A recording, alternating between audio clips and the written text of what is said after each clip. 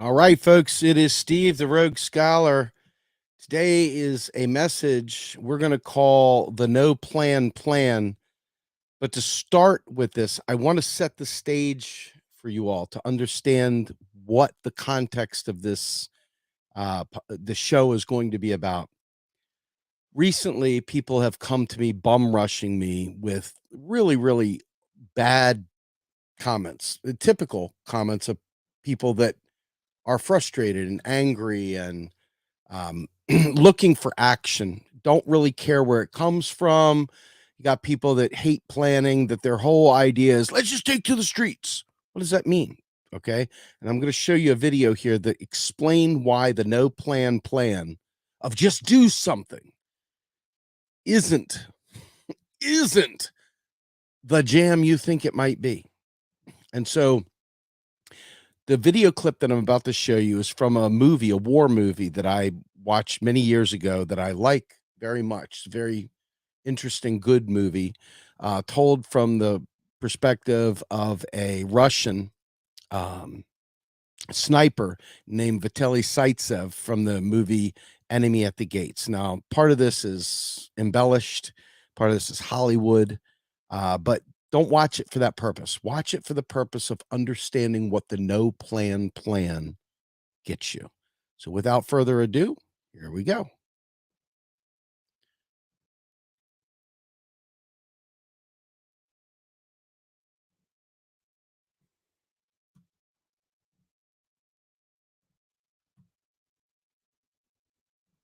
Victory or death!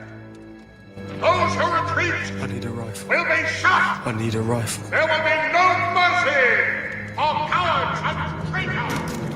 Achtung! In Stellung gehen! Ruhig bleiben, Männer! Ruhig halten! Sauber draufhalten!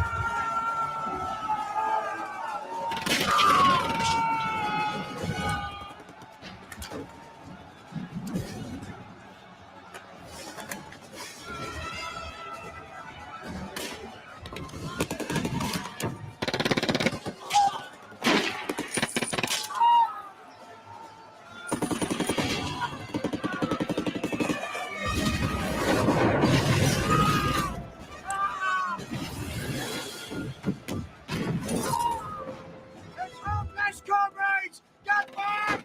Oh, God! Oh, God! It's no good! Get back! Get back! In the name of the Soviet Union! Let us stand backwards or we shoot! No retreat! Let us step back! No mercy! Deserters will be shot! Fire! Fire! Get back!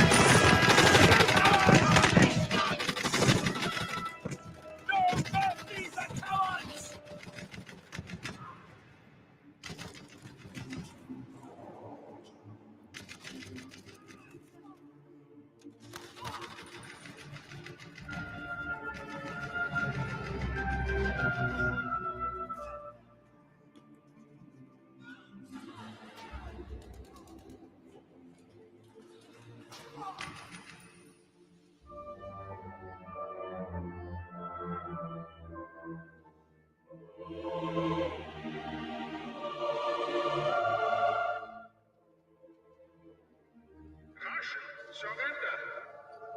will see you home again. This is not your war. Join your German comrades. They understand your suffering and will care more for you than your own officers, who are only sending you to your death. The Third Reich is not your enemy. The enemy is bloodthirsty. All right, folks. So let me tell you why I showed you that video. The way that this was set up. Now, mind you, this is Hollywood. It's embellished. Who knows? I don't give a fuck, right? The point is not to critique the historical accuracy of Enemy at the Gates. I'll happen to like the movie, but the point of this really comes down to understanding, literally understanding that they sent these men to the front line. One person had a gun, the other person had bullets. When the guy with the gun gets shot, the person with the bullets picks up the rifle and keeps marching forward until they get shot. And then someone else picks up their gun and so forth. What was wrong with this picture, right? Number one, I mean, again, fuck historical accuracy. I don't need any critique of the movie. That's not what this is about. So if you got that, not pertinent to this conversation.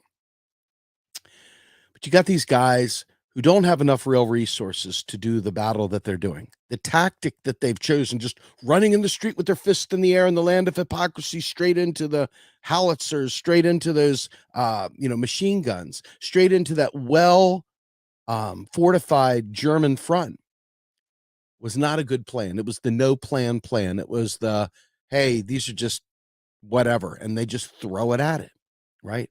I could have just as easily picked the zombie strategy in World War Z, where they just pile up, getting mowed down, but then eventually people climb over them and into, the Jerusalem or whatever the hell it was in World War Z.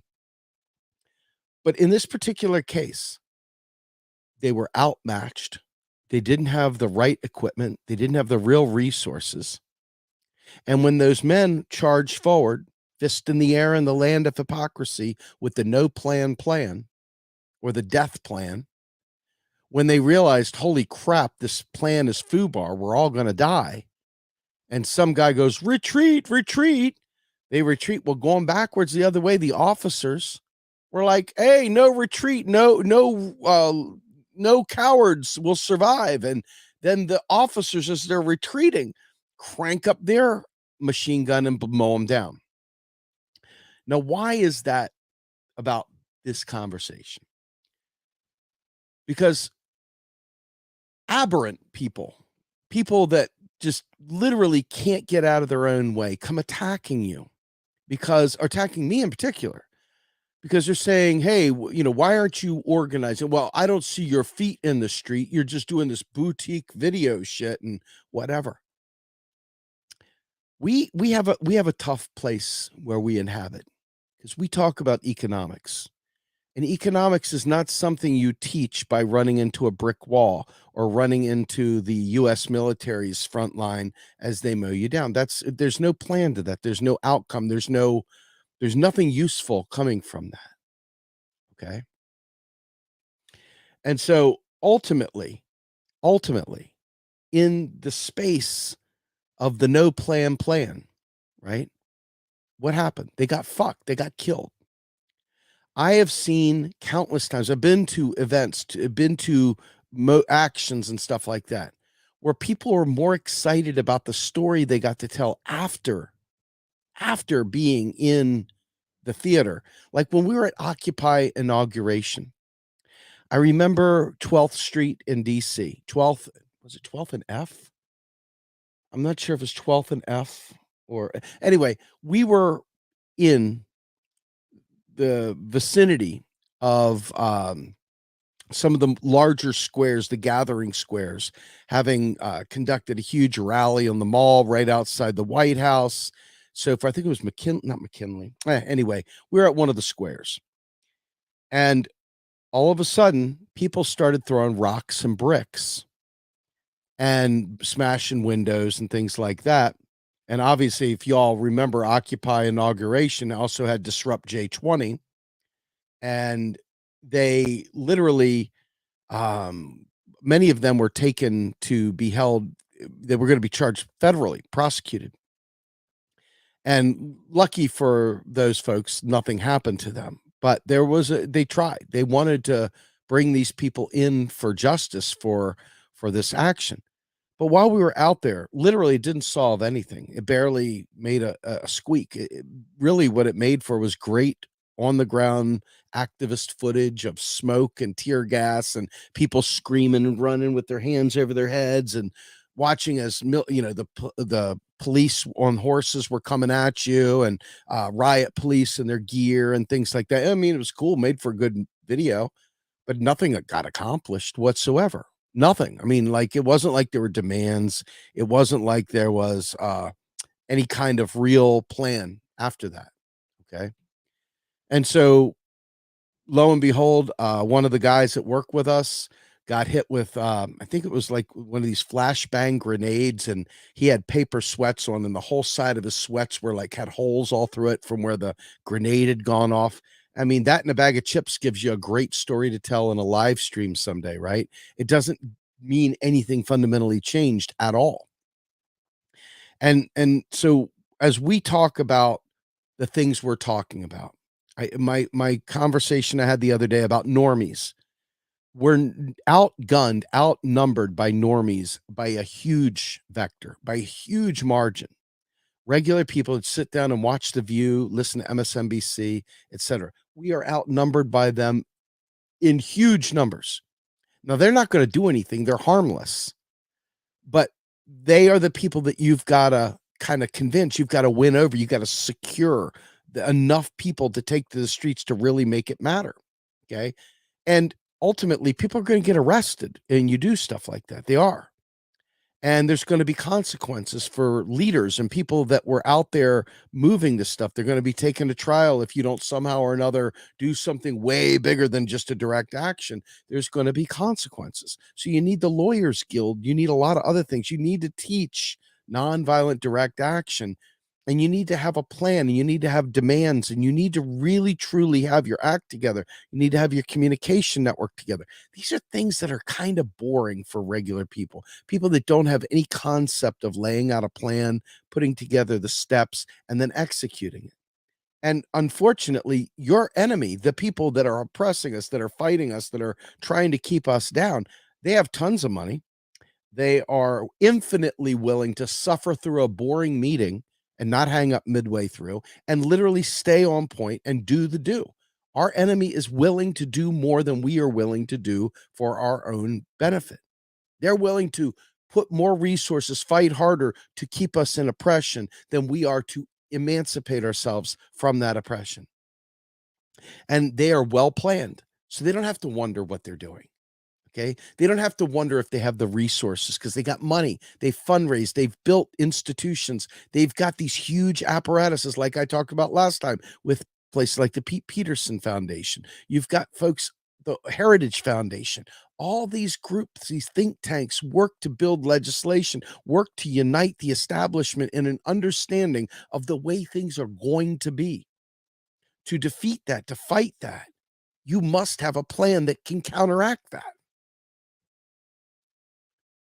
Exactly. There you go. If we stop bickering, we will have the focus to learn quickly. Exactly. And real quickly, let me thank Double K here for super chat. Thank you so much, Double K.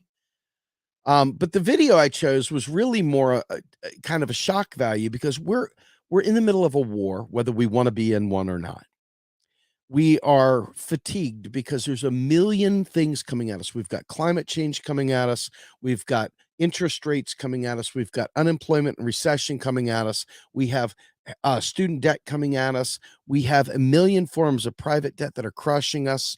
We have many people as contractors that are one business decision away from being laid off. We have even more people out there who don't have any savings that are one step away from being destroyed. We got people like myself who really have terrible teeth and are unable to get the kind of care they need. So they're in tremendous pain and they have things they need done now. And then, of course, we're filled with people that just, if you're not exciting to them, if you're not already in the street raising your hand in the same way that The enemy at the gates was just bowling across the line, running straight headfirst into machine gun fire, being strafed by machine gun fire, right? Unless you're willing to be that guy that just wantonly runs headfirst into the machine gun, they're not excited. It's not titillating enough. But the fact is that planning is everything. There's a saying, failure to plan is planning to fail. And yet I assure you, out of all the activists that I've worked with and people that are volunteer for things and do things, 99% of them revile any form of coherent planning. They despise laying out the requirements. They despise discussing option alternatives. They don't want to do it. So you're left running face first into a machine gun because these shit fucks don't want to fucking do the planning. And then they get all sorts of excitement, all sorts of energy wrapped around running face first into a machine gun. And then that's where the herd goes. You talk about a self-inflicted gunshot wound to the junk. That kind of mindset is destroying us. But it's boring to plan. It's boring. Can't keep my attention to plan. Think about what I'm saying. Can't keep my attention to plan.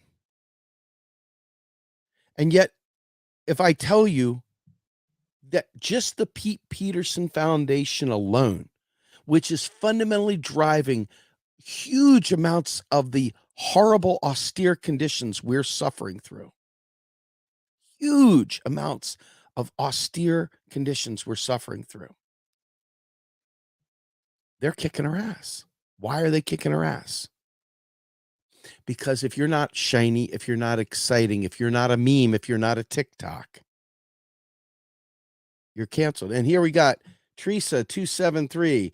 Here we go. Concise delivery of language is all we need, and persistence. Delivery of concise language, rather. Touche. The fact is that unfortunately, I've worked with people for years that are volunteers, that are activists, etc. And most of them latch onto a word or two that you've said. They don't hear the rest of the statement. And that concise language they latch onto, and then they shoot in that direction, or they shoot in this direction over here, and they don't stay focused. They don't stay focused. And all of a sudden, you're building out the worst thing you've ever seen, because without the proper foundation, and I want you to think about this. You would not go to war. And I know we're not war people here, and we're not pro-war, and we're anti-war, and we're anti-imperialism, all the other stuff, just so we're clear, so there's no weird bullshit that comes out, okay? When you're planning a war, you don't just run into theater screaming and yelling without planning. You don't go in there without strategies and tactics and contingencies. You just don't. And the enemy that we're fighting is the same people that control the military-industrial complex. Do you ever think about that? Do you ever think about the fact that the U.S. military, which terrorizes the world, is also the same military and the same people and the same thinkers and the same corporations and the same think tanks and the same plans that they impose elsewhere? You think those PDF documents aren't handed to someone else? Look at the way they militarize our police forces.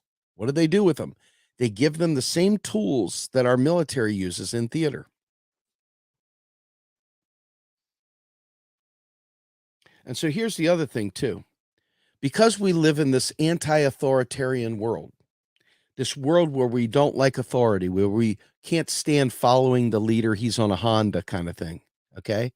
Where we say we hate leaders, but then we're out there begging, who will lead us? Who will be our generals? Who will be the ones to lead the people into revolution in the real world?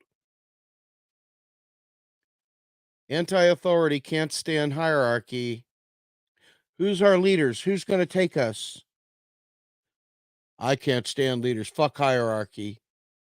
But I need a leader. Who's going to do it? You see what a kind of a Gordian knot you're stuck in there? You talk about ripping yourself apart, trying to appease people that don't want to think through a problem. It's kind of universal too, folks. It's not universal. And so when you're planning, if you have one person doing the planning, I'll come up with a strategy to take DC, to take this, to do that, to bring down the duopoly. You got to sell a lot of people to get them thinking that they came up with it, or you've got to collaborate with them to get them involved in it too. Right? But alas, if you don't know economics, for example, if you don't understand economics, and this is the problem with our movement, most of the people on the left, the communists, the anarchists, even the freaking progressives, we carry the name progressive, but I assure you I'm left of progressive. Okay. But in that space, I would venture to say 98% have no real understanding of economics. So hypothetically, they somehow or another, out of miraculous, weird events, they're able to amass an activist army that's able to cause enough disruption that they're able to just charge in without planning, and voila, instant whatever. In that case, imagine them rebuilding society without understanding economics. Imagine how horrible that is, because the series of distribution comes from an understanding of economics, whether or not you like monetary economics or not. The real resources have to be accounted for because you don't have unlimited resources. That's why in the video, now mind you, again, disclaimer, not claiming historical accuracy, not claiming anything else. Just fucking take it at face value, please. Okay. One person has the gun, the other person has the bullets. That's not a resource plan, man. I guess they're just expecting everybody to die. So why in the world will we have enough guns to supply every one of our soldiers? We've got to think that through. Most people have a family. Most people have jobs. Most people are in a position where ultimately they can't take time away from work or they'll lose everything. They'll lose their home. They'll lose their shelter. They will lose their health care. Their family will lose their health care. You've got to be prepared to see the whole thing go up in smoke. People say they are. People say a lot of things, but they're not. And it's evident in every aspect of our lives.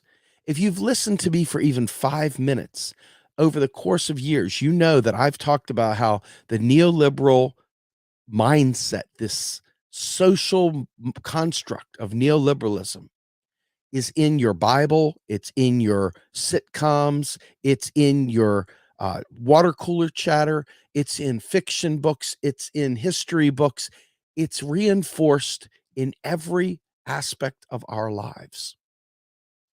So deprogramming that to create the conditions where we would not recreate the same problems, only with a different leader, only with, oh, well, our leader will now run this capitalist order because that's the way it works.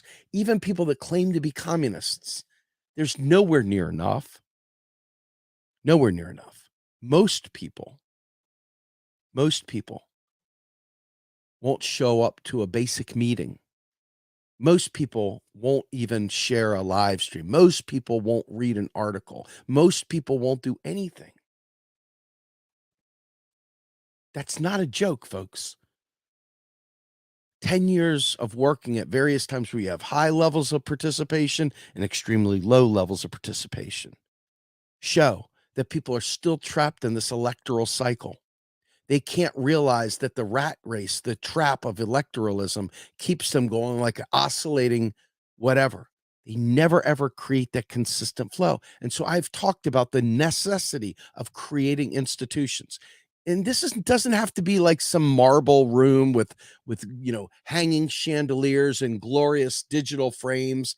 It's just simply creating the knowledge base, creating places where people can get the same common knowledge, same training, and work across groups to be able to come up with a strategy for fighting. It's not good enough just to be a bunch of beached whales that miraculously ended up on land and just, hey, we're here, man. Dying, but we're here. We have to have a plan to cover all those aspects. We have to have demands so that we understand. We have to have so many factors of our lives fundamentally changed so that we can move forward without bringing the same shit. You ever been to therapy and they say, listen, dude, if you bring that pack of shit that you're bringing with you everywhere, this all the pain and suffering and emotions and the wrecked you that you bring into a relationship, wrecking your friend too, or your lover or whatever, if you keep carrying that sack of shit everywhere you go, you will never create a new future. You will never fix your relationship. It will never heal. Okay. But what do? We carry the same stupid idea. Yeah, the gold standard's where we need to go back to. Liar, stupid, fuck, what the fuck? Right. But I even heard one of our headline big names that many people go listen to. I'm not going to mention their name. I'm not into throwing people under the bus. But somebody, one of the headliners, one of the big dogs out there talking about how the bricks and we should return to the gold standard.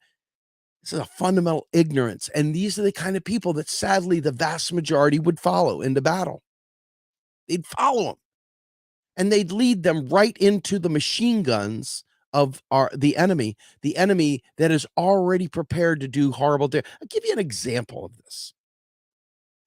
The GOP has been working tirelessly. It's not really the GOP, just to be clear. GOP is the vehicle which they use. These libertarians that don't really have a home, going back to Milton Friedman and stuff, have worked tirelessly to get local elections and to get the state houses and to get the courts and to get the schools under their belt. And they are begging and praying that some dumb chucklehead that thinks they've got a great idea, fist in the air in the land of hypocrisy, that they will redo the Constitution. We'll have a constitutional convention. They're like, God, please let these idiots that too cool to plan. Let's make sure that they beg for a constitutional convention to get money out of politics or something like that, right? They're praying for it's literally written down. These folks know that the left and the center will not plan properly. They know that we won't. They already know us inside and out. And they are prepared to impose a balanced budget amendment. Think about how many of your friends that are normies that vote Democrat and whatever think the idea of a balanced budget would be a great idea. Okay. Now, I'm not even talking about real revolution where there's a coup or something like that. My God, that's a whole different ball of wax, right? That's a whole different ball of wax. But if you were to single out and think about what it is that needs to be done, and you understand that you have to create within the system until you're able to overthrow the system, if you are able to overthrow the system, which show me this, right? There is no planning. So there's no way you're taking on a government that has overthrown so many governments across the world. So don't even give me that shit. Let's deal in reality. To take to the streets for even something like Medicare for all, 70 people showed up to a Medicare for all rally in Washington, D.C. 70. Revolution, fist in the air in the land of hypocrisy. And then there's all the chuckleheads that want to do a state-by-state thing. Guess what? It's the same people that want to do a state-by-state thing that never fucking paid attention to economics and are now busy Pied Pipering people right into the machine gun I showed you from Enemy at the Gates. Fist in the air in the land of hypocrisy. See, memification of our society has cock-blocked our brains from thinking through real problems. And as a result of that,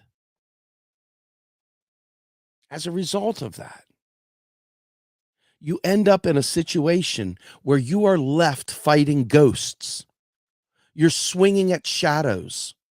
Think about how many knuckleheads are out there talking about the creature from Jekyll Isle and the Rothschilds still in 2022. Yes, and public banking people. Do you understand that they don't, when a dollar is issued, I don't want to get too deep in this because this is not an MMT conversation. But when you understand that a dollar issued creates a dollar of debt to the government, but it creates a asset outside to you and I, the private sector. So when you think about, we got to get rid of the debt. What debt? Debt to whom? The government has written into its laws that we have got to sell bonds to offset spending. That's not a real thing. It doesn't have to happen. It doesn't actually fund government. They do it as a means of ensuring that the wealthy get their cut of new spending. That's why they do it. Oh, sure, they can tell you, oh, it's a safe investment. But that's not the why. This is like collateralizing, making sure that the rich stay rich no matter what happens. But see, people that don't know that want to run face first into a machine gun, fist in the air in the land of hypocrisy, with the no plan, this is what you get. So the way I see this, and I've talked about this ad nauseum, I'm tired of people fucking not getting it because this whole thing of, oh, you're boutique, oh, you're not willing to fight in the streets, oh, I'm going to go off with this group because they're going to run around like naked people through the quad like fucking Will Ferrell in Old School, streaking through the quad. They're determined that's going to change the world. But it's not. It's not. It's simply not. And what makes it really, really difficult is that in real society, people don't have the time to think about most of this stuff. So this hardy band of a few people wants to go ahead and create this big movement. And they always start with the position of symptoms. You know, the idea of overthrowing systems and overthrowing capitalism. If you understand systems are nested. There's not one system. There's a million systems inside of each other. Some of them work simpatico. Some of them are asynchronous. Some of them work together in, unity. Some of them are like symbiotic. But in the end, each of these micro systems make up the larger system. So you can't get rid of everything because we still need to eat. We still need to live. We still need to have housing. We still need to do various things. So in the end, the real story is, how do you recreate the society that you think really matters? And by the way, thank you so much, Humorous. I'm not going to go into that, but I appreciate try swishing warm water in your mouth. Thank you so much, brother. I really, really, really appreciate that. And I appreciate the super chat. I know there was another one. I think Double K sent it to me. I don't want to get sidetracked here from my premise. Yes. Thank you, Double K, for your super chat as well. In any event, I want to make sure that you all understand that without considering all these aspects, without considering issues and risks to everything you do and coming up with contingencies. This is what I do for a living. I'm a project manager, a program manager, a process engineer. I do all these things in my day job. And it's hard. It's hard work. And I'm trained. I'm trained to do it. I do it every day. But it doesn't mean that it's easy. And it doesn't mean that it doesn't require many, many hours for me trained to think through things. But there's some chucklehead that wakes up one day, fist in the air in the land of hypocrisy, and they're ready to scold you for not running out in the streets and doing stuff. They're ready to fucking act like, hey, if I just shout at the devil in my tweet, that constitutes something major, something useful.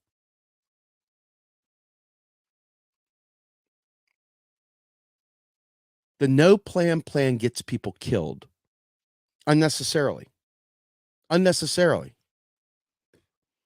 And I think to myself, if you watch World War II documentaries, obviously the Russians were the ones that slayed the Germans in the end and won the war, blah, blah, blah. And Truman being the asshole that he was, dropping bombs and so forth. I mean, but the reality is, in the end, the reason why Nazi Germany didn't succeed is because they didn't have any understanding of supply chains. They had a lot of ideas, but they were really, really short-sighted. And they didn't do what they needed to do, and they were crushed as a result of it. I mean, there's a lot of other reasons that go into it. But in the end, Hitler was just a friggin' corporal, had been running the front lines during World War I, had been wounded a couple times, then came in and was able to simultaneously get Germany based on a common idea that they deserve better. See, Hitler did what any good propagandist and fascists might do. They trigger off of a real need. The German people have been crushed and decimated. But they did some amazing things. As horrible and evil as the Germans were, the Nazis were, I should say. There was a lot of things they did, a lot of engineering, a lot of stuff that came out of that you can learn from, that you can understand.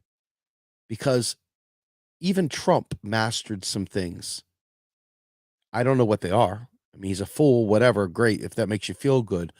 But as somebody who prefers a scientific evaluation of things, there's things he did to be successful.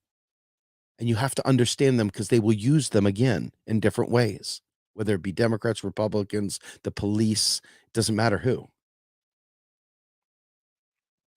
So I oftentimes wonder why people don't think through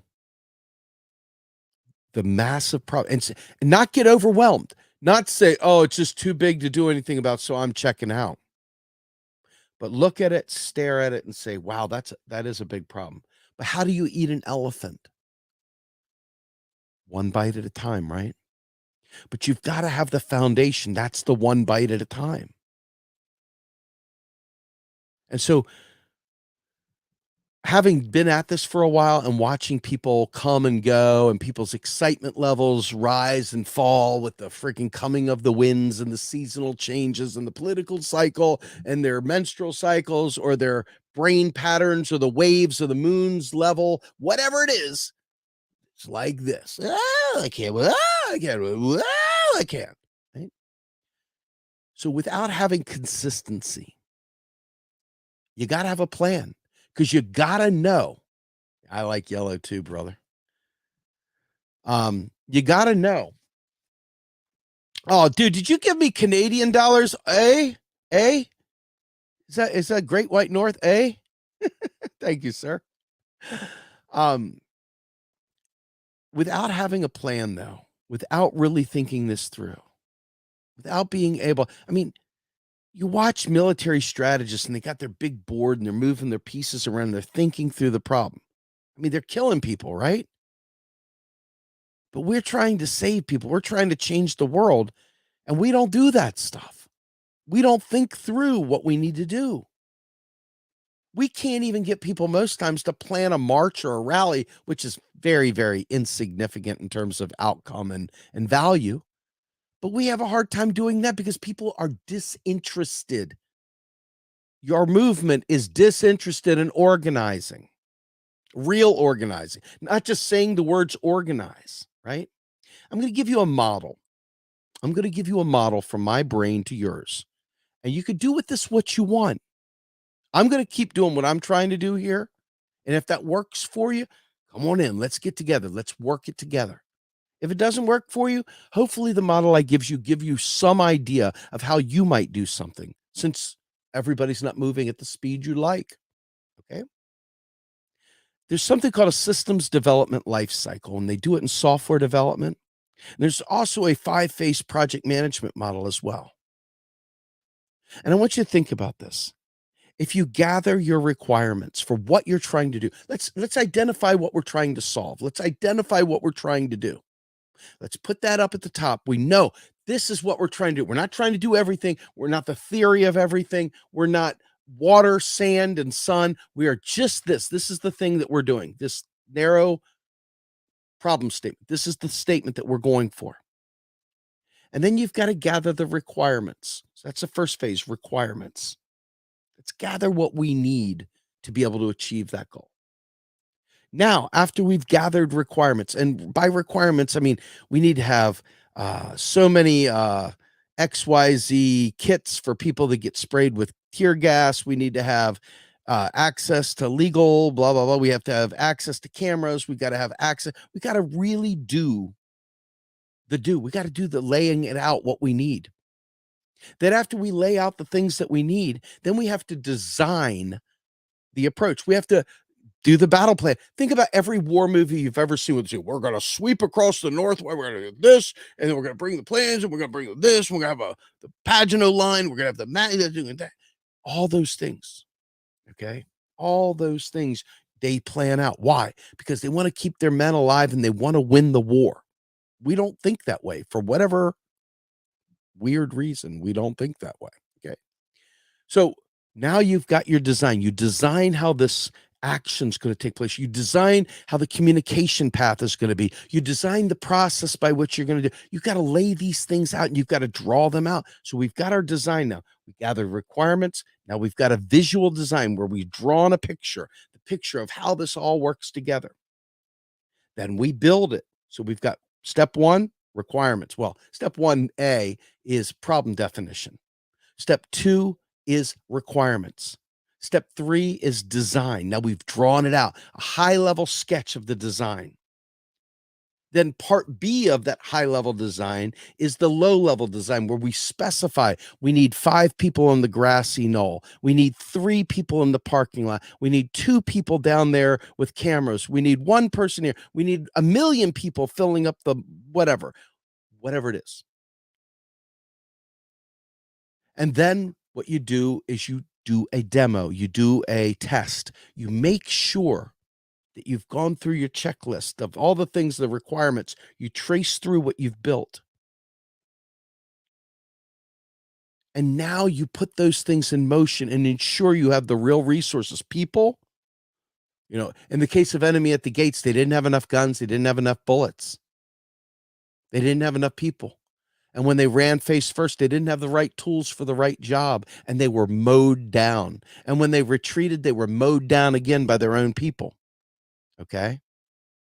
So with that in mind, we got to make sure that the thing we designed, the thing we think we built, even works. Can we test this out? Can we do a walkthrough? Can we talk about it? Can we make sure? I mean, think about all the escape from the POW camp videos. They're all sitting there at the table smoking old Lucky Strikes, and they got their hat on, the crunch down, their collars flipped up, and their sleeves rolled up with their pack of cigarettes in there, Hogan's Hero style. And they're talking about, okay, first we're going to dig a hole here. Then we're going to go underneath the thing. We're come out the other side of the electric fence. We're going to run out. We got a guy with, he's got all the passports and he's got the money and he got the this, they got the that. You've got to lay the fucking plan out. Okay. But we're not there yet. That's the problem. See, we have fucked off for so long. We've just gotten depressed and ridden the wave of electoralism that we never built these things. So the idea of being ready and having people ready means we've got to go back remedial. We have to go back a few steps. And that means we need to teach people, because people that don't understand economics, your friends, people that you watch on YouTube, why? Well, I don't know, but you do, are sitting there telling you, go back to the gold standard. What kind of idiot would say that? Right? Not a bright person, someone pretty stupid, right? A moron, a neo-Maxi Zundweeby, right? But they'll get people following because they're ready to hit the streets, man. Fist in the air in the land of hypocrisy. Selfie, t-shirt, right there, baby. Okay. Hey, we got 500 likes. We got 10,000 people watching. That's enough. That's a revolution. Without having these things in place, you got no shot. Zero. Okay. And so laying out this plan, testing it, and then preparing it requires stepping back and educating people. And this is the part people don't want to hear about. They're like, I've heard enough education. I don't need, it's time for action. It's time for action. Well, it's time for action a long fucking time ago, dudette. It's been time for action fucking 40 years ago. It's been time for action going back to World War II. It's time for action going back to World War I. It's been time for action since we colonized the United States and destroyed First Nations people. It's been time for a long time. It's time when they did Reconstruction and they created vagrancy laws to keep jailing black people and bringing them back on to work. Oh, you're not a slave. You're a ward of the state. So you're going to go ahead and work in this labor camp now. Huh? How's that working, right? Jim Crow laws. Hey, we waited too long. Gay rights. We waited too long. Legalization of marijuana. We waited too long. Ending the drug war. We waited too long. But without a genuine strategy, without drawing out the map, and unless you're willing to take a benevolent dictator who just writes it all out for you and says, this is the plan, let's go, right? Unless you're willing to do that. And I haven't met anybody that is, unfortunately. Just haven't. But unless you're one of those people that's willing to fall in line just like that, like the vote blue sycophants do, unless you're willing to do that for some edgelord revolutionary that you don't know, maybe other than on YouTube or whatever. Hey, me, right? You don't know. Unless you're willing to do that, you need to get your hands dirty and get involved in the planning process. I have like almost no respect for people that don't like planning. I see some of this, I just go, waste of my time. Waste of my fucking time. If you're one of those people that don't like planning, we ain't homies. We ain't gonna be homies.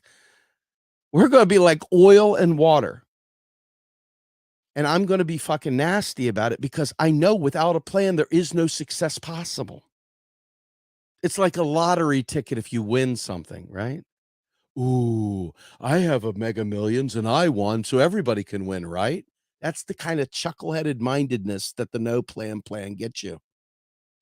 So you got to have people that are not losers to get involved in the planning. I haven't seen people willing. I see a lot of people bitching that somebody else hasn't done it for them. I see a lot of people bitching that there's not some general out there that's already got it all set up for them so they can just walk in with their cardboard sign and march. Hey, I can march. Yeah, but before you ever march, dude, there's got to be a lot of fucking work done before you ever march, dude. But you're the kind of person that just wants to come to somebody else's party. You don't want to contribute in setting up the chairs. You don't want to help contribute, organize, and create the situation, create the graphics, create whatever it is you got to do, create the lines of communication. You don't want to do that. You just want to fist in the air in the land of hypocrisy. Here's my sign. Here's my selfie. Here's my action figure from the action. Hey, what bands are going to play at the action? Hey, I like those bands. Maybe I will come to the thing. No joke. Hey, we're all here because we're trying to take over this thing. You're here for the bands? What? What? But it's down with the duopoly. Okay, I'm down. What are you doing? You ready to organize? You just ready to sit there? No, you're not. And organize, when I say organize, I think of planning. I am a project manager. I know how to fucking execute a project. I don't have to be told how to execute a project. I don't, however, know how to organize people that don't want to plan. I have no idea. You tell me how to do that, boy, oh boy. Because it is the bane of my existence. People that won't plan, people that won't work collaboratively, people don't know how to brainstorm, people don't know how to sketch out requirements, think through a design, execute a plan. I can't, it crushes my soul because that is what is required. But it's boring. It's not a TikTok.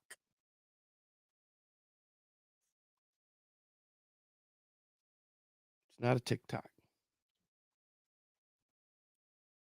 So,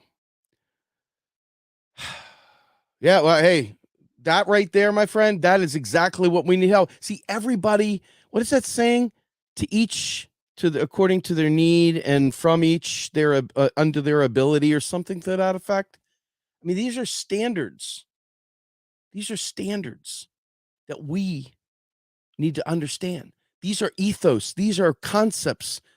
Everyone is not ready to be a project manager, and everyone's not ready to be a revolutionary marketing leader. But there's got to be somebody in the mix that's not such a fucking special snowflake that they can't unite and work together. But like, oh, I'm group A. No, I only follow this group over here. These guys are ready to go in the streets, man. You guys are just boutique teaching people shit. What are you going to do for me? I'm way past that education crap. We don't need to know more. We just need to be in the streets.